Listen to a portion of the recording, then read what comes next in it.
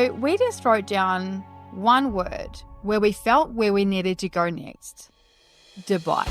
And we wrote that on a piece of paper. I put it on Instagram. Yep, still got the book. Put it on Instagram and said, what's next?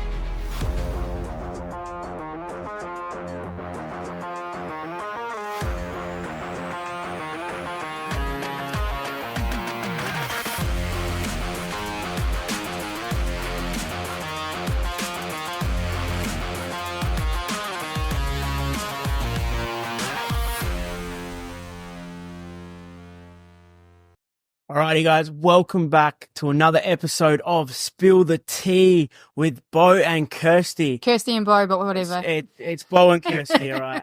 We're gonna do a poll on this. It's definitely Kirsty and Bo. But everyone says Bo and Kirsty. Nah, all right. We are on episode 10 and we're in Dubai. We are. We've just finished up a 4-day retreat. Well, an expansion, we like to call it, Bali expansion for our We Breathe Success members. They got that for free. And it was absolutely amazing. It was incredible. Do you know what? Like, what a incredible experience to have, 4 incredible days, expanding and growing, evolving, changing, shedding, going through all the layers. But the number one thing, guys, is connection. And that's the number one thing. So we can do all the things in life. We can be ticking all the boxes. We can be doing all the mindset. We can be striving for bigger and better goals. But what's the number one thing that we always come back to? Connection. And we're lacking it, right? That's right. But at We Breathe Success, at the retreat, how much connection was there? Yeah, we had 30 people. Our first expansion we've ever run, 30 people. I'm pretty proud. And the connection was just phenomenal. Like, what we brought to the table there, and everyone doing yoga and sweating every morning at 7 in the morning. It was overlooking the ocean in Sanur, and I was sweating. We were in positions that I've never been in before. Bo's like, "Oh, I've got some new techniques coming out. Coming up in that yoga session. Get flexible, girl." That's it. But yeah, no, that was awesome and so much good feedback from that. And obviously, as we always say, 50% of everything you do should be failure so you can learn and grow from it. Because if we were hitting 100% of success every time, we wouldn't grow. And we're also shooting too low. 100%. So that's my biggest takeaway at the moment, is just learning that 50% of stuff you're doing, whether it's business, personal relationship, should be failing. But if you're touching the stove, there's got to be a lesson, right? 100%. Otherwise, if you're running the same retreat every time or the same event every time, not even every time we do a tour, every time we do an event, we get in that Uber, we go somewhere, we have a beer and a wine and some food, and we talk about teppanyaki it is now, and we talk about things that could have gone better, and we don't talk about them with regret or anger or any emotion connected to it. We go, hey, we should have used this music here, or hey, we needed a break earlier, or we needed this, or people needed that. And that's why that's why I know we are so good at what we do, because we're constantly, and I remember when I first started this, I was probably pushing back a bit more, right? I was probably like, no, what do you mean? Like, because I attached my work as to my self-worth. Yes. So if an event wasn't good enough, or if my clients weren't happy, I was taking it on as my responsibility. And then you were taking it personal, though. It was a personal attack. Yeah. And one of the biggest things I've said on this podcast, and I continue to say in real life, is through a Reiki session, the therapist said to me, your clients are healing on your responsibility, which is so true. We could do everything we can. We could do every single training. We could be the best at the best, and have someone in front of us who walks away and decides to ignore everything and get on the drugs and alcohol, or ruin their life in whatever way, keep self-sabotaging, keep failing and things, and not learn the lessons and just continue. And then it's up to us to go, well, here's all of us, here's all of me, I want you to help. And we do it in our personal lives too. Like, how many people do you know in your family or your friends that you constantly try to help? You give them a bed to sleep in, you lend them money, you do things, and then they go out and just keep continuing the same life. So, I believe it is condoning behavior when you're just like, oh, that's okay. Like, sometimes we need that hard friend to go, oi, dickhead, stop. 100%. But you should be evaluating your life all the time. And this is what we teach, right? We're consistently evaluating our own life. And I think that is the reason why we've had someone who say to us recently, like, you guys have just blown up. We haven't just blown up. This has been in the working for a long, long period of time. It's like the iceberg, and how you see the success, and then right under it's like so deep in 100%. The ocean. It's all the hard work. Also, the more work you're doing yourself, and this is where, like, when you go back to when you first started your events and things, that you took it personally, it was a personal attack because you're still working on yourself. And once you've stopped the people pleasing, once you stop of seeking the outside validation, because we're not exempt from the world either. We still have moments of like, oh, that hurt a little bit, and then we're like, okay, a little bit more work to do on ourselves then, because everything is projection, everything is a mirror, everything is a shadow. And so once we start to look within, then we can actually really change our world. And the reason why we have moved so fast and been able to is simply because we have the strategies and the mindset to constantly evolve and grow, and we're constantly doing the inner work. And once you constantly do the inner work, nothing can ruin you. Living center means that someone can come to you and go, hey, your event sucked, it's crap, blah, blah, blah. And you're just like, no, it's not. Yeah. Or the same thing. People come to us all the time, be like, you guys are amazing. Thank you so much for changing your life. It doesn't change how I feel about myself, because I know that I'm amazing and I'm fantastic and I'm here to serve the world, and I know my intentions and my why. And I think that's number one thing that I want everyone to take away from this today, is that knowing your why, knowing your center, knowing what you are about, because the world will try to tear you down. And it's okay to go off track too, because there's been times where we're in business and we're like, where's this heading? And then we have to get the train back on the tracks, right? Well, 100%. And then we go back to the retreat, where I just want to touch base on that for a second. So we're consistently evolving and changing. We're consistently learning and growing, what we were talking about before. And I want everyone to be listening to this to know that if you're in business, if you are bringing out something new to the world, doesn't matter how long you're in business, you're consistently trying to find feedback. And so there's a lot of things now that we'll do different in the next retreat, and then we'll do that retreat, then we'll be like, okay, cool, that was awesome, that part wasn't, constantly evaluating and changing on those things as well. And also, guys, I just want to really make this super clear as well. For anyone that's listening, that's going through a bit of a hard time, especially if you're in business and you're feeling a little bit like deflated, you're not ice cream. You can't make everyone happy. And that's my number one thing to say here, is that you could do the best, most incredible things in life. You could bring the most amazing event to this space. You could be spending thousands and thousands of dollars on bringing the best experience and event for people with so much love, so much intention, so much conviction, and someone's still not going to like it. And that's okay. And I want you guys to really take away from this is that you're not ice cream. You can't make everyone happy. And that's okay, because if you are centered, if you love yourself, you fill up your own cup, your self-worth isn't attached to the opinions of others. Yes, take feedback, but don't make it mean something about you. Yeah, well, I said construction criticism. 100%. We take it really well. We take it really well, because at the end of the day, like, we want to grow and change, and we want to always be of service to people, and we want to be always expanding and bringing the very, very best to people's lives. So it's like when I was doing a lot of breath work, a lot of breath workers would come to me and say, you shouldn't be doing like this and shouldn't. And then I'd question it and I'd be like, oh, my work. Maybe I shouldn't. I need to follow them. Maybe I should do it that But way. then our feedback from our clients was like, that was amazing. Exactly. And so I think in that point, that's quite interesting to say that. Like, you had experts in the field saying stuff, but then you had clients actually getting results. 100%. And so, guys, again, be your authentic selves. Be how you want to shop in this world, because people are always going to have their opinions on both sides, clients and experts. And at the end of the day, when the clients are getting the results that you are wanting to give, and you've got other people trying to say things, just remember that you are the expert in your field, and you're so uniquely beautiful and creative, and you bring your own sparkle magic to your clients' lives, or to your business lives, to your family, to your friends. So please always remember that. Like, that is you foremost and always internal. Just keep giving that magic out, because the right people reciprocate that. I think we've gotten a lot better at our messaging. So when someone comes to one of our events, they know who the fuck we are, and they know what they're going to get. They know that we swear in our ads, and like to say that I'm trying to calm on the swearing now, because I'm in Dubai. We are. We're doing another. That's another thing. We've done another level up, another growth, another upgrade. It went from, I jumped into what I thought was the spiritual world and the breathwork world, and I couldn't swear, I couldn't drink beer, I was reframing couldn't have burgers, on social media. Eat green. I was like, I can't eat that. I'm going to be judged. Put your feet on the soil. Yeah. So I'm like, I was trying to be someone I wasn't. Then when I went through a whole lot of shit with other facilitators and other people judging me, I was like, do you know what? Fuck everyone. I'm just going to be myself. I've got all my old mates saying that I'm crazy for doing all this breath work and meditation and insane stuff, so they don't understand it. Then I've jumped the fence into this world, and then the breath workers and the spiritual world and the spiritual ego have gone, you don't belong here either. So I'm like, I'm going on my own path then. And then I started to swear on stage. And that came from an ego death for yourself as well, and an expansion and growth, and going, okay. Because let's just talk about that for a second. For a long time, probably only in the last year, have I truly seen Bo Especially this Drury, last tour, right? yes, Bo Drury actually be who he is. And that's why, for one, like, I love you because I have love you always too. known you for you, and I used to always Crazy. say, like, Crazy. do you actually know Bo?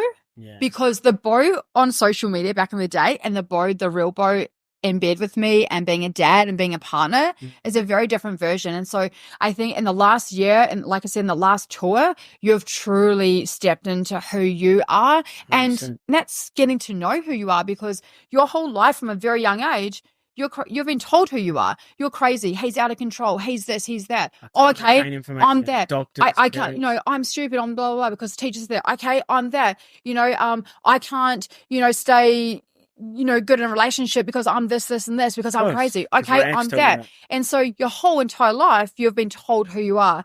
And so in the last year, when you do something different, you get this imposter syndrome because you feel like you should be what everyone else told you should be. And like I said, diagnosed with ADHD at the age of 2, and I was told I can't retain information. I can't control my focus. I can't sit still. I can't by doctors and my parents. It's all I can hear from 2 years old. I can't. So as you get older, it's what you believe, right? It's your programming. Exactly. And that's why, like, when people come to us with like money issues or like financial issues or business issues, they're like, all right, what were your parents, how did they talk about money? Oh, money doesn't grow on trees.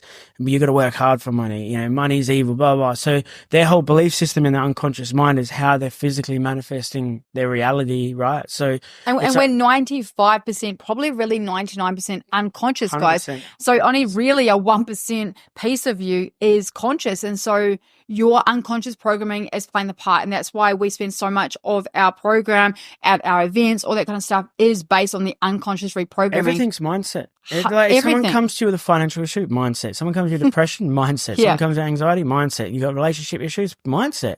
You got business, career issues, mindset. Everything's mindset. And don't get me wrong, like I'm not like, that's the thing. Like we see all these people talking about, you got to change your mindset, but it's like, how? And that's why we give the tools. Yeah. We actually do the things. And it's not just, all right, say affirmations and write your gratitude list. It's so much deeper. You got to embody it. Like a lot of the time, like in We Breathe Success, we make people say their wins out loud because it feels uncomfortable. But every week, because you're embodying it by saying it. Yeah, and a lot of people are high achievers that do not actually feel anything when they do something 100%. Successful. They feel like it's just, it wasn't that much. And I'm like, hang on a second here.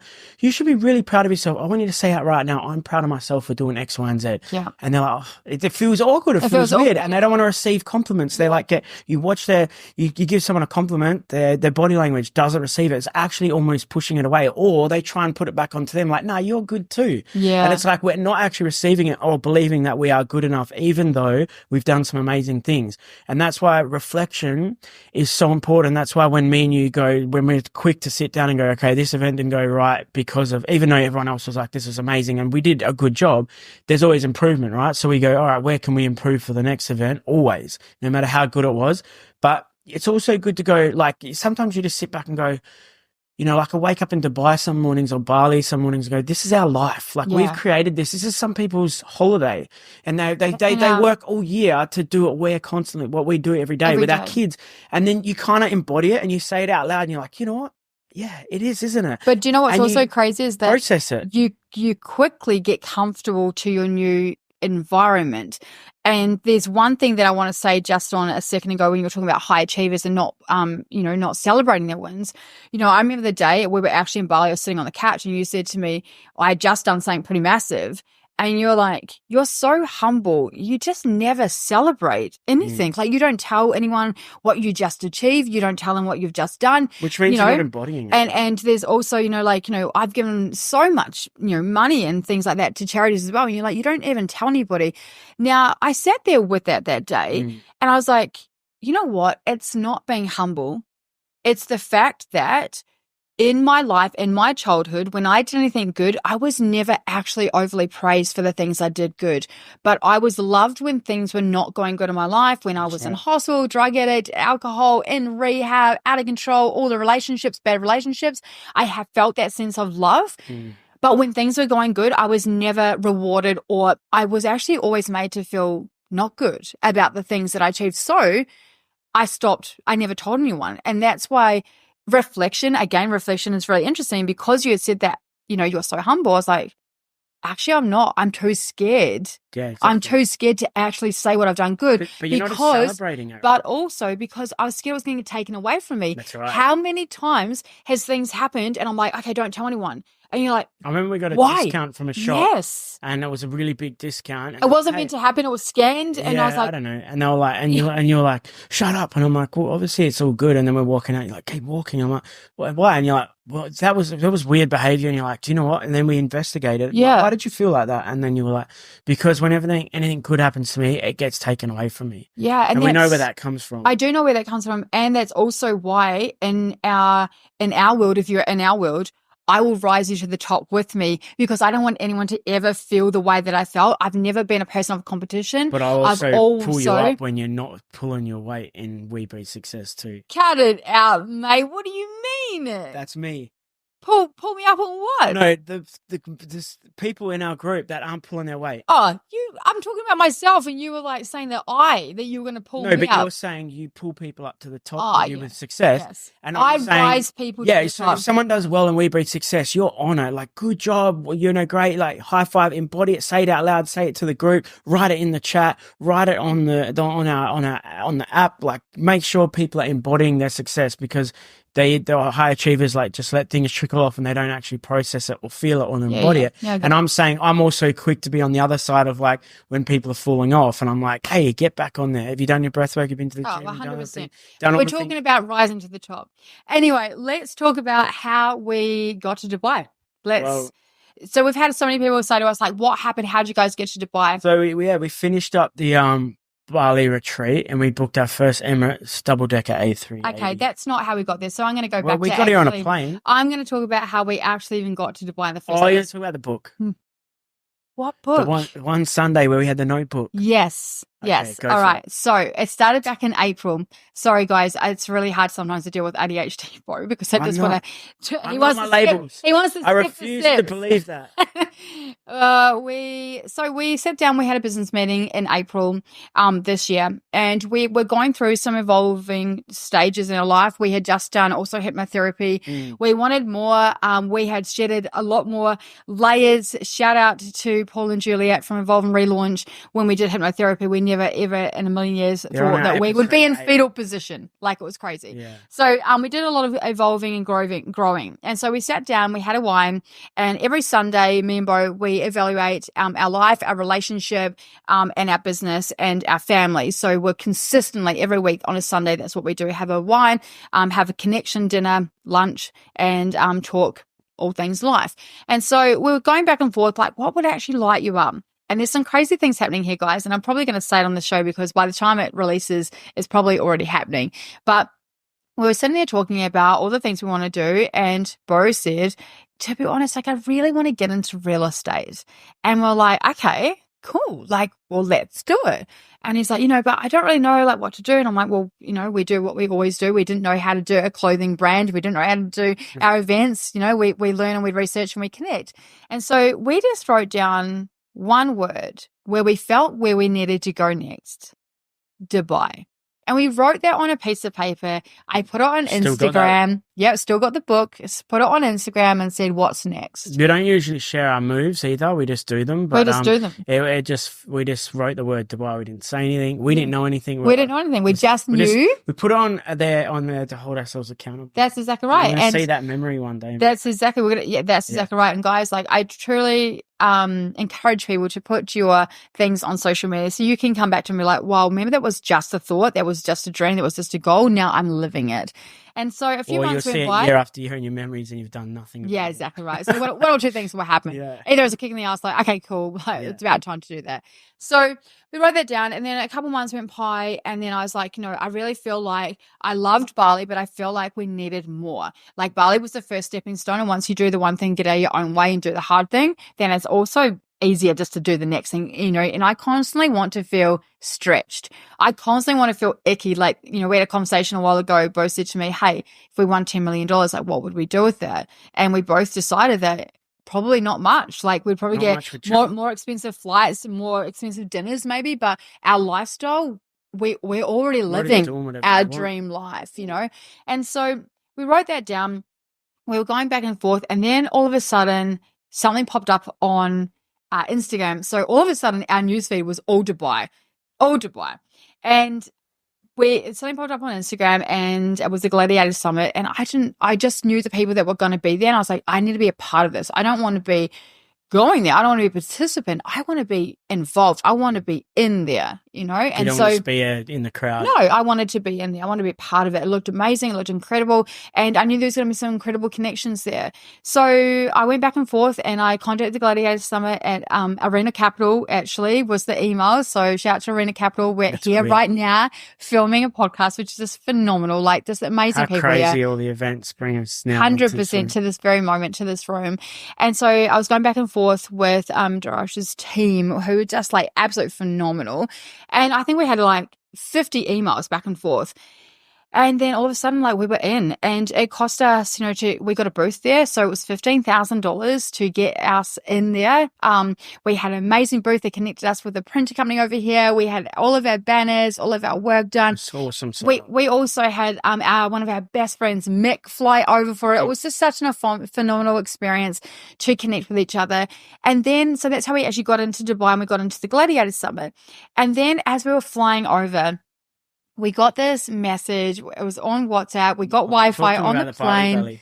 Oh, yeah. So, all right. So what, never had Bali Belly before? Never had Bali Belly. And a whole year I lived in Bali. Not once did I get it. I get it, guys, mid-flight.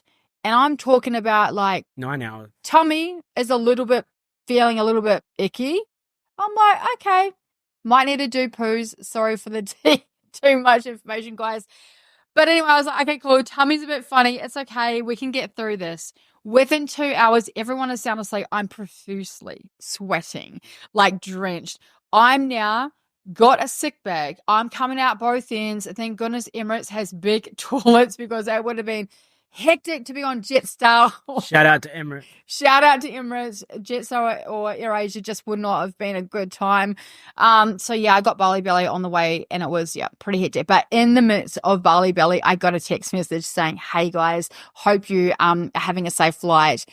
Would you guys love to do a breath flow?" I said, I hope, Dorish sent you a direct message saying, I hope you can read this on the plane. Yeah. And then you didn't open the rest of it. You come and wake me up. Because I was so I don't know excited. what this is, but I want to open it up. But I want to share it together, because I felt like this is going to be a moment.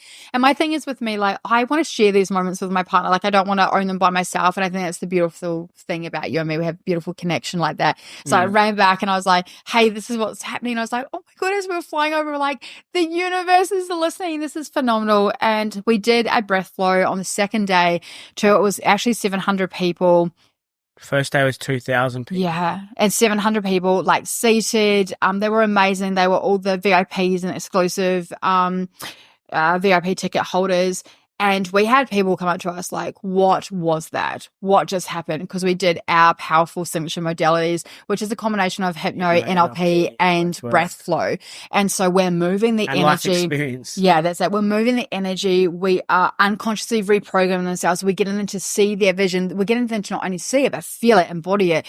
And people were coming out and they were like crying, they were laughing, they were like, what type of energy was that? Like, are you guys healers? This was like, I've never experienced this before. And we're like, we're not healers, you're your own healer, but we're just the unconscious, mindset biohackers. That's what we do. We move energy, we get you to feel, change brainwave feel frequency, and see and reprogram. And so people came out of that was like, I want to connect with you. That was amazing. What can we do with you? It's crazy, like when you show people a little bit of your work and they're like, just how, because they don't understand it. Yeah. Like I had a client from We Be Success the other day, and we had a good conversation, everything she's going through. I gave her like 4 exercises to do. Some were major, some were things she was like, holy shit, I'm going to do this. And I'm like, yep. It was probably a bit of But I see the potential in everyone too as well. So I'm like, yep. And she's like, I don't think I can. I'm like, yes, you can. And some of those things were easy. She had to go and face some people. Some were some difficult ones, and then some were some habitual and other things. And then she goes, do you know what?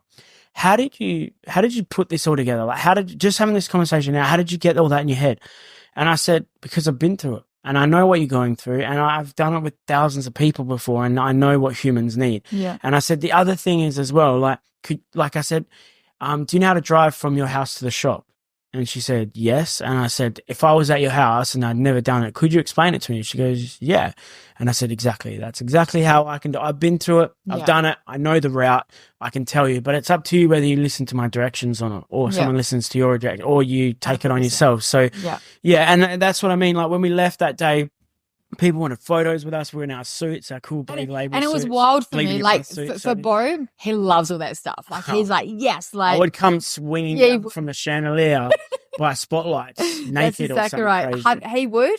And if anyone knows me, I'm not center of attention. I like us to all be the same. Even when you're actually an introvert. Yeah, I'm actually an introvert, and I know that's going to sound so crazy to a lot of people, but if you actually really know me, even I'm a homebody. You were like, fuck, I am an introvert. Well, now that you look at everything, again, it makes sense. I was told I'm an extrovert. I was told I was the life of the party. I was told all this stuff. It's because you're so positive, but just because you're positive and like a fun person, it also doesn't mean that you like basically. Positive people need to decompress as well. Positive people need to hibernate because what goes up must come down. And I think it's another thing. It's super important to realize that you can't be high all the time. You must go down to appreciate the highs as well. You also must go down to build up your buckets again. You know, you can't just give.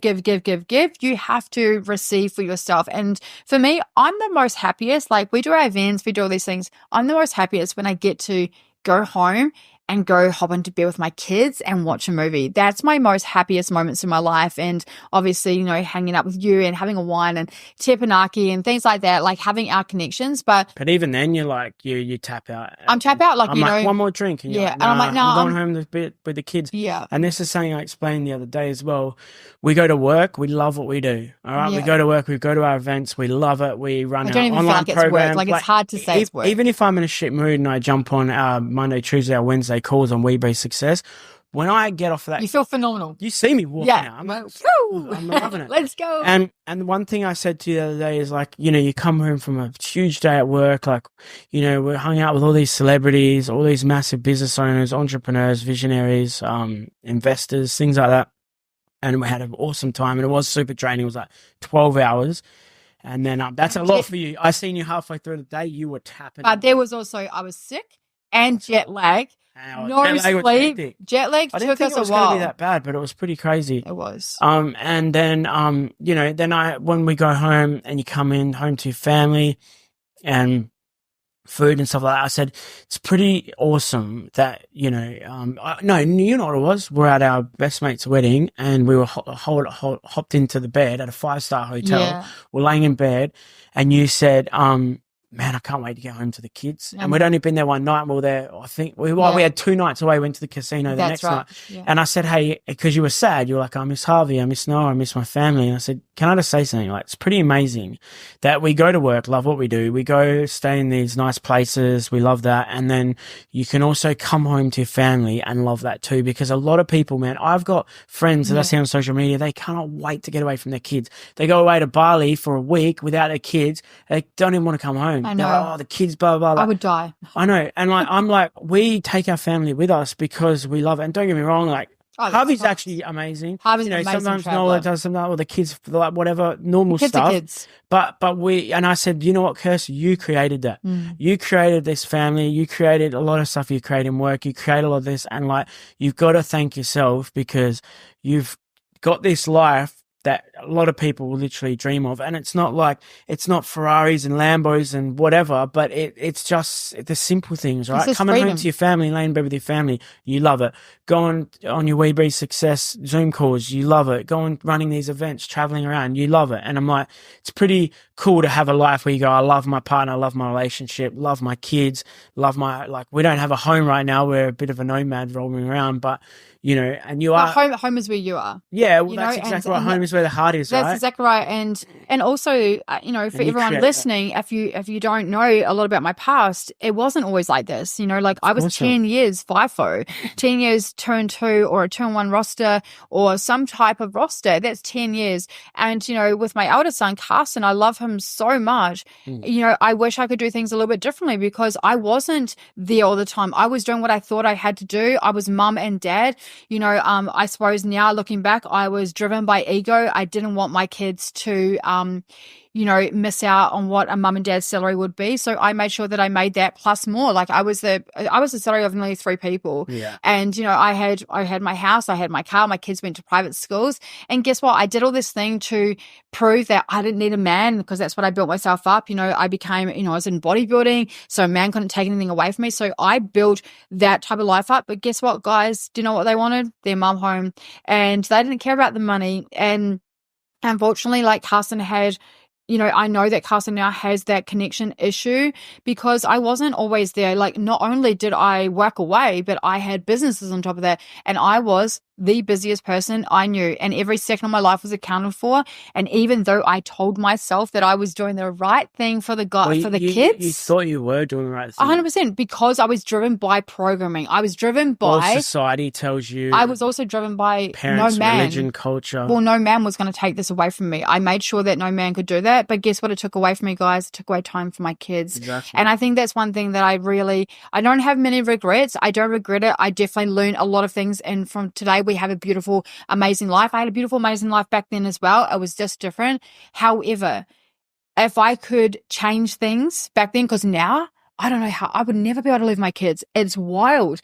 But I also put things in place 10 years ago. If anyone watched me on the rigs, every single morning, I was up at 3 o'clock in the morning. I was running those stairs. I was reading books. I was doing exercise. I was keto. You absolute utilized keto. the time. I was every second of my life accountable for. I worked 12-hour shifts and I trained 3 hours and changed my mind. Courses out there as well. Courses, like business. Online stuff. Everything was accounted for. I would go to sleep with meditation music, frequencies, everything. So I was constantly going away, being better than I left. Every time you come back, you were like fitter, healthier, 100%. more knowledgeable, Yep. more like, But that was mental health went a few times out there. But that big was towards those COVID. But that was also, can I say this? That was a coping mechanism. It's one thing to have a business or even the best product or service. But let's be real. When No-Face Jackie32 jumps on Instagram throwing those nasty comments and you make it mean something about you, it doesn't matter how good your business is, you will crumble. That's why you need us. Welcome to We Breathe Success, the ultimate experience for aspiring business owners, entrepreneurs, and coaches who are ready to break through to the next level. Hi, I'm Kirsty Waddingham. And I'm Bo Drury. We're not just any mindset business mentorships. We are the world's best when it comes to mindset, breakthrough, and transformation. Our approach combines breakthrough breathwork, powerful mindset technique, manifestation, and strategic business coaching, setting you up for each week for success and action. If you're truly serious about hitting those 30K months and unlocking explosive growth, you're in the right place. Success starts with one essential foundation, your mindset. Without it, even the best business strategies will fall apart. That's why we go deeper than traditional coaching. We offer advanced biohacking and mindset reprogramming with 3 weekly group sessions focused on manifestation, weekly planning, and breakthrough breathwork. We're here to help you break through your old limits, step into extraordinary success, and create unstoppable momentum for growth. We cover it all: mindset, somatic strategy, community, and connection. So are you ready to be the leader, visionary, and powerhouse that you were meant to be? Click the link below. Let's book a call.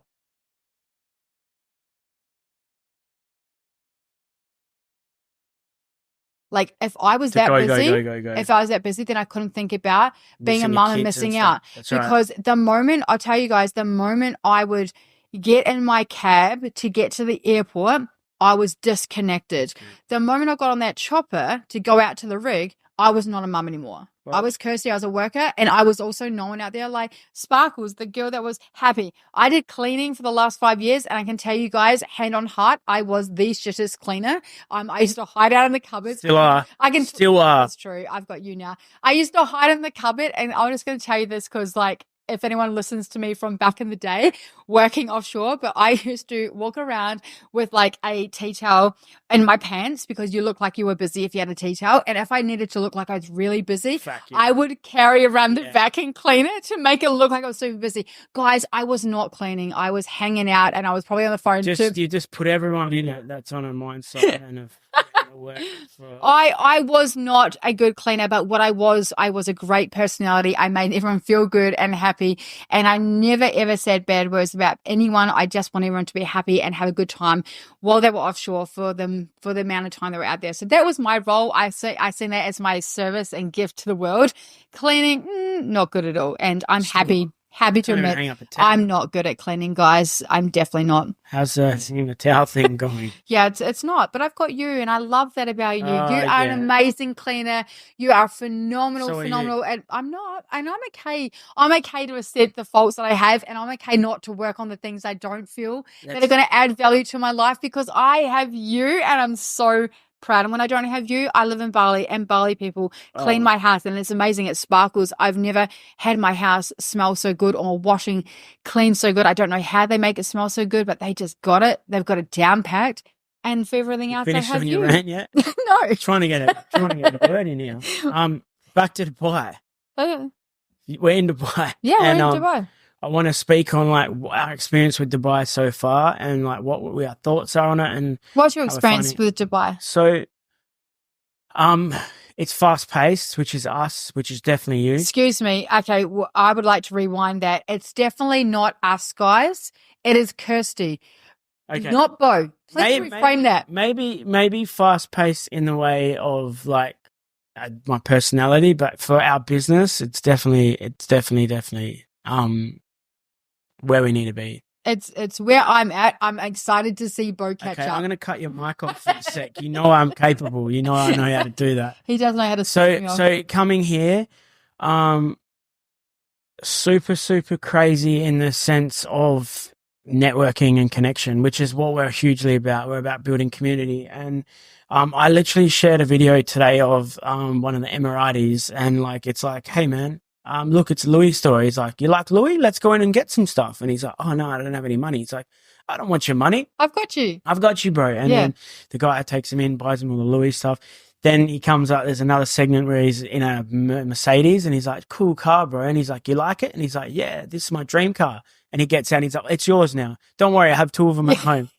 And the guy's like, what, really? And he's like, yeah. And then the third one is, a guy has a watch on, and he's like a really expensive watch, and the guy goes, love your watch. He goes, yeah, no worries.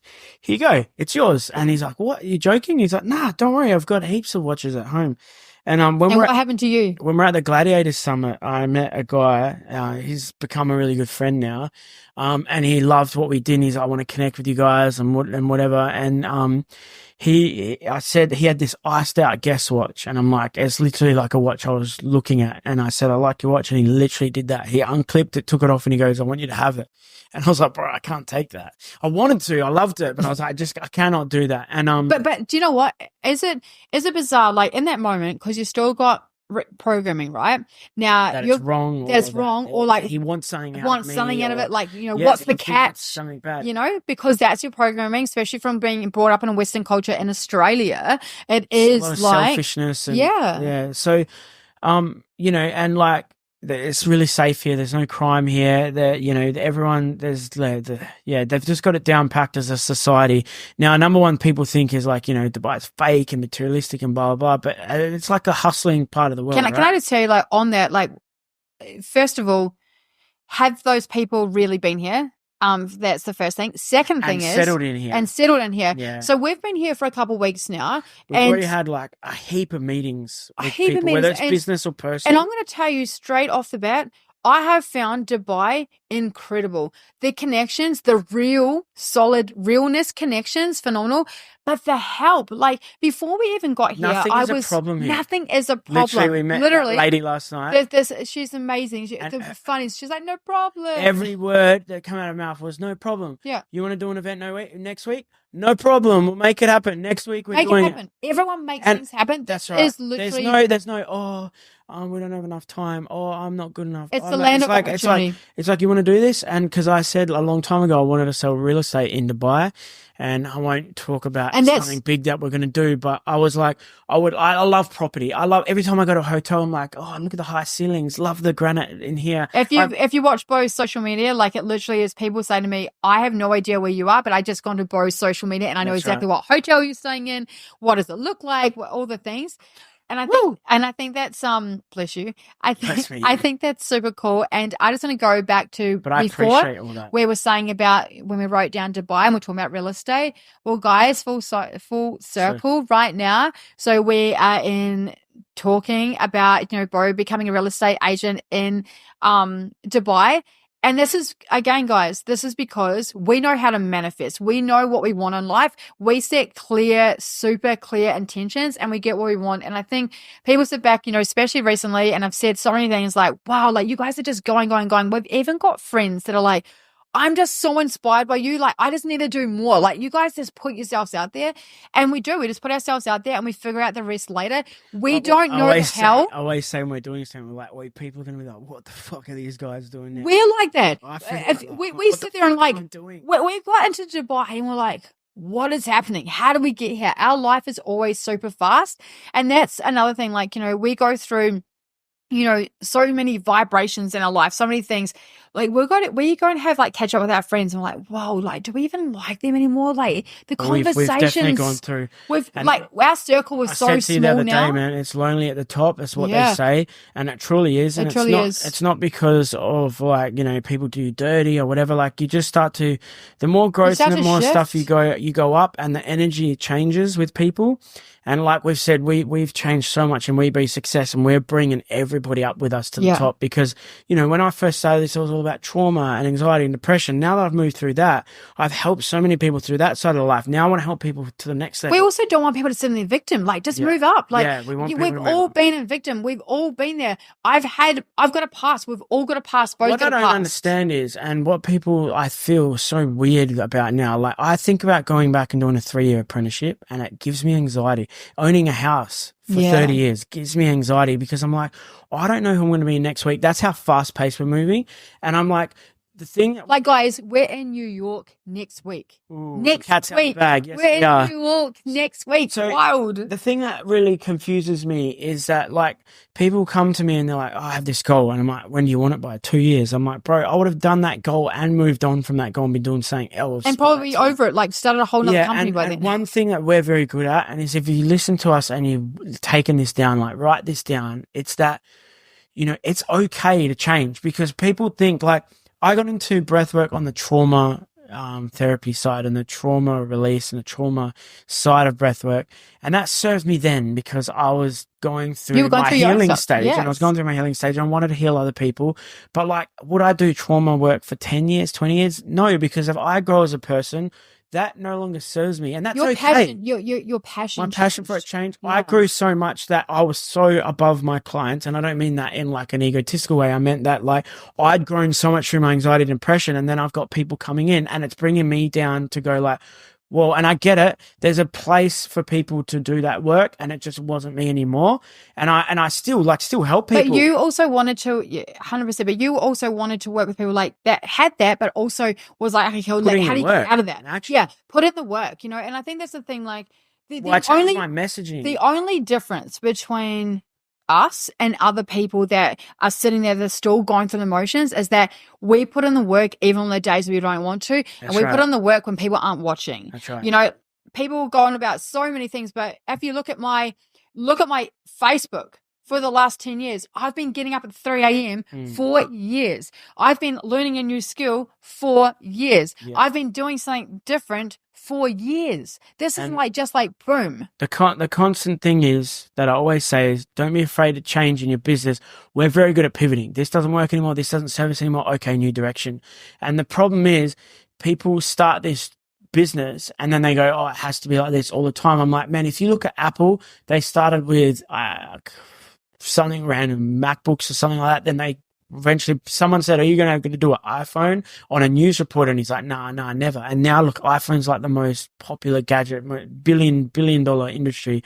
Lamborghini started with tractors, like if we don't change, we're just going to stay there, and like, but also the tractors, It served its purpose. It serves purpose for remote, and then you pivoted We and started changed, with clothing. and then you wanted to go into luxury, and it's very similar to us. And that would have been a hard transition. It would have been this guy who his demographic was farmers, and then he wanted to sell to multi-millionaires and billionaires. And be lucky. So how different is that? How different is your demographic? And that's the same as me. I started working with people with anxiety, with depression. And don't get me wrong, we all have a nervous system. We all have symptoms of anxiety. We all get nervous. One of the biggest things I learned at the Gladiator Summit was that anxiety and excitement are biochemistry. The exact same thing happens in the entire body. The exact same.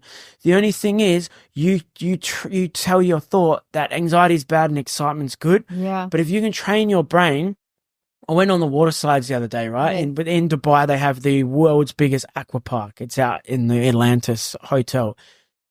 Some of this, I hate all that stuff. You know me. Noah likes it. Mick loves that stuff. So they're going down it. But I said to myself that when we start traveling, that I will go on roller coasters with Noah, because I don't want Noah to miss out. And he's always like, oh, you guys are boring, whatever. And Harvey is a little daredevil, wants to go on everything. And me, not so much. Yeah, not so much. I'm happy to sit at home and watch Kim Kardashian. Yeah, and for me, I took that on. I was about to go on this water slide. It was fully vertical. You do a loop. It's absolutely crazy. And you actually stand in this vault thing and it shoots you down, and like I was watching people just screaming and people are getting into it, shaking, and I'm like my brain went nervous, anxiety, get out, you're gonna get stuck in the slide, you're gonna get hurt, you're gonna hate it, you're gonna get dizzy, you're gonna feel all this shit, right? And I went, what if I'm just excited? And then I stepped forward as I said that, and my whole demeanor changed. I was like, fuck yeah, I'm excited for this. And there was a smile, and I was like, whoa, this is so crazy how powerful our words are. 100%. And I was like, and then I went down the slide, and I was like, you can see all the videos of me. I do like this really deep, low scream.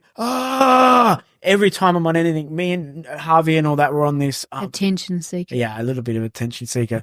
But we're on this pirate ship, right? And Harvey's 3 years old and everyone's screaming and I'm there going, and Harvey's just looking up at me. We're just like fully vertical on this big thing, right? This big ride.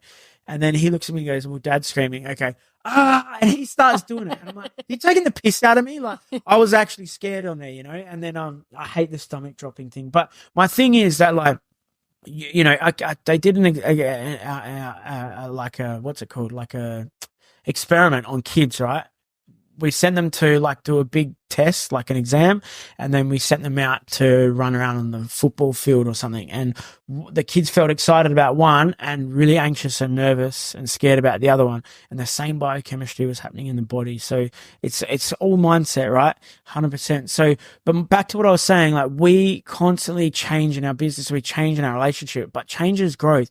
Like me, like I'm like, imagine starting a business and you're like, I have this little massage business and, I've got a couple clients, and then like you never change. And then 10 years later, you're doing the exact same thing. Like, not only is that boring, but there's no growth there. Like, and this is to anyone, like, if you've done something for a long time, there is growth and change. You've just got to make the decisions to do it, right? Otherwise, we wouldn't be in Dubai.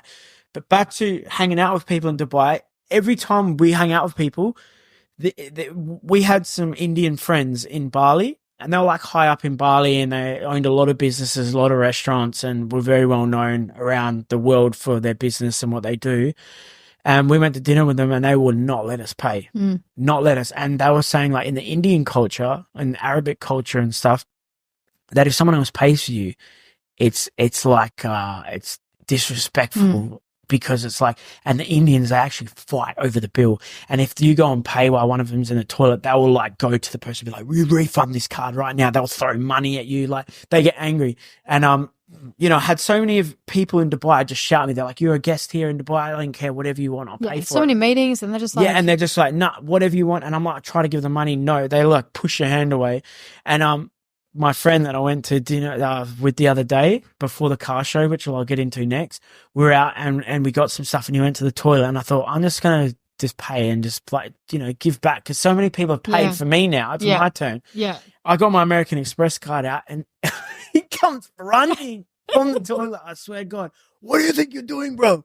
I was like, what? He's like, put your money away. He's like, no. And I was scared. Like, he was angry. He's like, you do not pay around here, bro. You're cheeky. Like, You're cheeky, bro. Like, cause it's a disrespectful thing because I'm the guest in the country and he wants to pay for me and it's culture, right? It's literally culture. You do not allow a guest or someone else to pay for you. And like, all the women are moving to Dubai. Like, okay, can I have this? In Australia, people will like the bill comes and they like, I forgot my wallet. Gotta go to the toilet, yeah. I gotta go to the toilet. He comes out, he hasn't been paid. Yeah.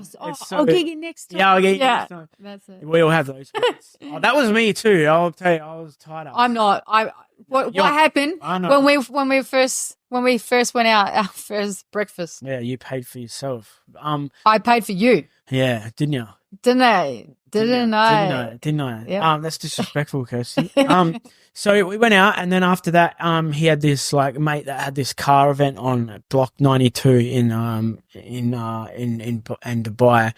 And we roll up and he goes, it's just a car meet, you know? So I'm like, all right, cool, some cool cars. Like I've done some car meets in Australia, you know, people rock up in their Honda Civics done up with a big exhaust on it. And some people have some Skylines, which everyone gets around. And I roll into this place, right? And there's Emiratis everywhere and there's like young people everywhere as well. That's the two demographics. So your Emiratis and your locals and just young international guys like, you know, all over Europe and stuff like that. Yeah. And I roll in and I'm talking like the craziest Bugattis, Lamborghinis, Ferraris, pimped out like bright green Uruses and bright pink like jacked up G-Wagons and just the craziest cars. Like I'm like, this is like crazy big dick energy, but super humble. Everyone's so humble. Yeah. And I'm just like rolling up. I'm like, you know the guy on like YouTube that goes up to people and like, what do you do for a living? It made me feel like I wanted to start doing that in that moment, you know. And I was like, I would literally this young guy, because you generally wanted to know. You're like, man, wait, how are you 20 years old and own this Lambo? So this dude rocks up and he's driving in and he parks next to me and he looks less than 25 years old. He's Irish and he gets out of his car. He goes, "What's up, man? Who's here? What's going on?" I'm like frothing over this Ferrari. Like I'm like, holy shit, because I'm a car guy. I love that sort of stuff. I love property. I love cars. And I'm like almost in awe of this guy. And I'm like, "Is this your car?" And he goes, yeah, this is the Ferrari. But I've had this a year. I'm about to buy the new 963G thing. And I'm like, "Bro, what?" And I'm like, "What do you do?" And he goes, "Crypto." I said, "How old are you?" And he's like, 22. I'm like, "Where are you from?" He's like, "Ireland." He's like, "Bro, do you want to get a drink? I'm going to go over and get a drink. What do you want?" I was like, this guy's so humble. And then he said to me how much he hates social media because when he posts like his car, you know, when you post a car that's not worth that much, people congratulate you. Like, congratulations, you bought a new Kia. Yeah. Congratulations, you got a promotion at work. Yeah. But when this guy posts his Ferrari, it makes other people feel a certain way, so they project back onto and then say, daddy's money. Yeah, he come from nothing. Yeah. He had nothing, moved over here, made it work. Adrian Patelli is another one. He was an Uber driver in LA. Like, everyone thinks like, he blew up, he's a billionaire, he's a multimillionaire. It's been years in the making, his work. And like, if you want to call people like him out, like, do the work. Find out, like, don't be jealous, be inspired. This is what I said, right? This guy, I could sit here and be like, fucking, what a little arsehole, like, good as Ferrari, fucking thinks he's better than everyone. No, he was actually super humble. He didn't think he was better than everyone. No, he was like going to buy me a drink. He called me over to the cafe and wanted me to sit down with him and chat. He asked me what I did. He's like, "Oh, yeah, cool." The thing is here, is that he said there was so much hate on social media, he stopped it. Like, he'd put up a watch, like a 100-gram watch, and people would be like, you know, "Oh, fuck you." And but do you know what the common denominator here is, guys, and the message to take away is if you don't deal with your mindset, you will still have the same experience. And so he allowed the opinions of others, even though he's successful, right? Even though he has the money, even though he has the car, he has the achievements, but guess what? He still has attached his self-worth to opinions of other people. So what has he done? He's avoided that. He's avoided that. And that's something you guys need to all take on. It doesn't matter the money. It doesn't matter the environment. Right. It doesn't matter the country, the city, wherever you are in the world. If you don't deal with the one thing that can destroy you or make you, then you will have the same experience over and over again. We said this morning, everything comes in different levels. Whether you're a kid trying to put 20 cents together to get that lollipop, or you're a middle-aged person trying to move money around in different savings accounts to buy that car, or you're a multi-millionaire and you've got to move millions of dollars around to buy the Ferrari or to invest in this company, it's the same shit. It's the same problem solving on a different level. 100%. It's just different increments and different levels, all right? And people may say, oh, that's totally different. It's not. It's like, so everyone's like on this wavelength energy frequency with money and different things. But my thing is, everyone has the same problem. Just because he's got a Lambo doesn't mean he doesn't have anxiety or depression. 100%. He's got a bit more freedom, a bit more resources, yes, but that doesn't mean that he doesn't have relationship issues. It doesn't mean that he's probably got more stress than someone with nothing. 100%. You know what I mean? And that's why like Bali is really cool, because you go to Bali and everyone's happy and they got nothing, and everyone's humble and everyone's a people of service. But in Dubai, I feel like everyone's a hustler, but everyone's got this respect. And like, you know, in Australia, if someone rocked up in a Ferrari to the Crown Hotel, they would not talk to you. Yeah. If you said, hey, cool car, I'm not saying that that's like, don't do that, but there's a high chance that person's just going to walk past you and think they're better than you. I fucking guarantee it. But in Dubai, this guy was like telling me everything. I'm like, how do you do crypto? He's like, bro, you want to learn? I'll teach you. And I'm like, yeah. And that's what we've found. Every single person we've been like, you know, hey, I want to do this. They're cool. I'll teach you. I'll show you. But I literally said yesterday to that girl, I said, I want to do real estate in Dubai. She goes, cool. Let's meet up tomorrow. I'll teach you. Let's get you selling a house next week. I'm like, and like, you know, how many people in our family do we talk about business to and they go, quiet? Yeah, no. Like, I get so many people, so many of my friends, my family, hey, this would be a great business opportunity. That is they want to stick down in their 9-to-5 role, in their job that is paying them just enough to stay broke, comfortable within the system. And it's so true. Like I was also, can I just say this, guys? Like I was on a huge amount of money offshore. Plus I had businesses, and yeah, I'm still in debt. A lot of debt, because it's like one more thing. Here, it's like, you just live. Banks love the fight. You know, like you just connect, and that's the number one thing. And you know, by the time you've heard this podcast, we would have done an event. We're doing an event this Friday. It's called Conscious Connected Cocktails, which is what we wanted to do a year and a half ago in Australia, but it didn't, take off. Burgers and breathwork, beers. That's it, beers, burgers, and breathwork. And so we're doing Conscious Connected Cocktails this Friday. You guys would have seen it on social media probably by the time you've listened to this. But there's one thing I want to leave with you guys from this podcast, is that you can do anything you want in life. You can. It's not just a dream. You have to create goals. You have to live intentionally, put things out there, but you can have any life that you absolutely want to choose. Like, you know, a few years ago, we were both in the mines. A few years ago, like last year, we lived in Australia. We then moved to Bali. We are now moving to Dubai. We're flying to New York, next week. We are speaking in Arizona on our growth on TikTok and Reels, and you know how to get through mindset hacks when it comes to, you know, Jackie 32 jumping on your social media saying some shitty things about you. I'm going to teach you how. Jackie 32 out there. There's definitely Jackie 32 out there. There's like, that's actually my name, and I do have a face profile, you know.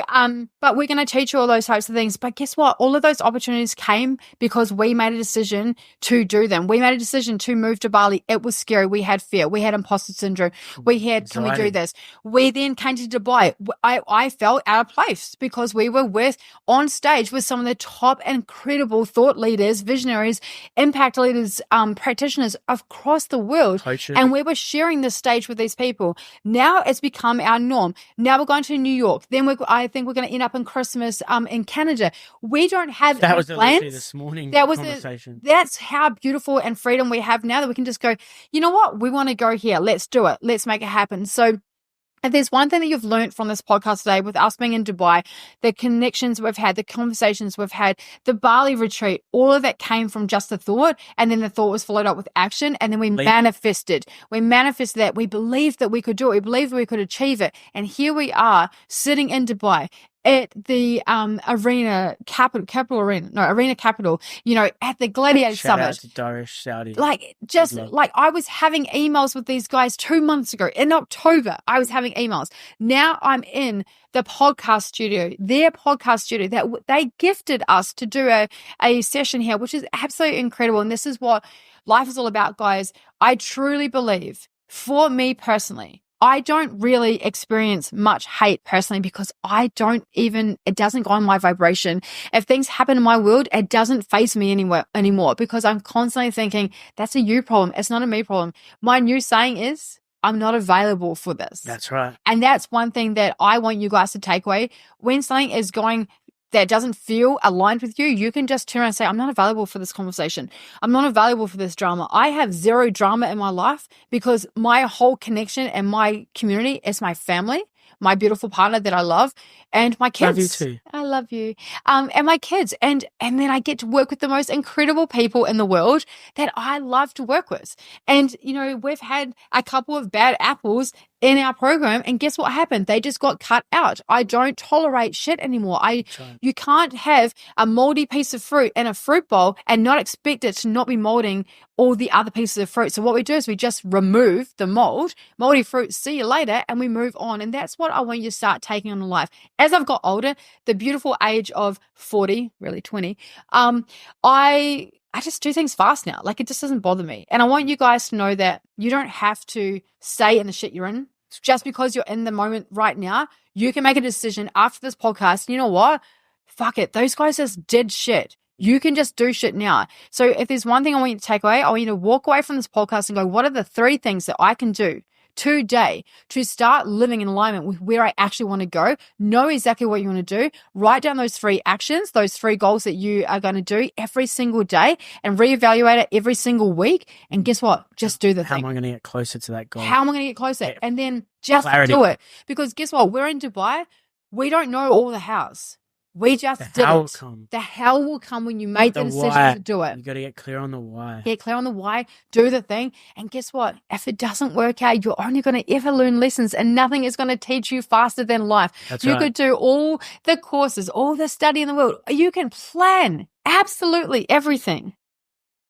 And guess what? It may still not go to plan, but it did go to plan because you learned some things, and then you'll do things a little bit differently next time. We have lost thousands of dollars on mistakes, and we learned every single time. And guess what? We only elevated, we only grew, we only got better. So please don't be scared to fail.